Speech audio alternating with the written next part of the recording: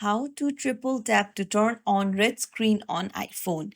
Hey everyone, welcome back to the channel. If you are new here, don't forget to hit the subscribe button and turn on the notification bell to not miss any updates. Today I'm going to show you how to turn your iPhone screen red using the triple tap feature. This is a great accessibility feature that can help reduce eye strain. So let's get started. First things first, open up your settings app, then go to accessibility. Now scroll down and tap on accessibility shortcut.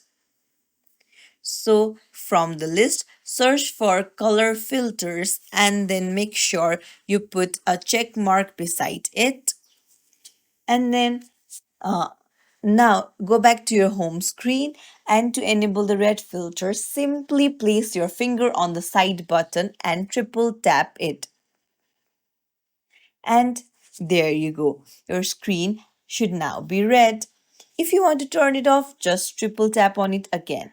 It's as simple as that. If you found this tutorial helpful, don't forget to like and subscribe to our channel for more tips and tricks. Thank you for watching.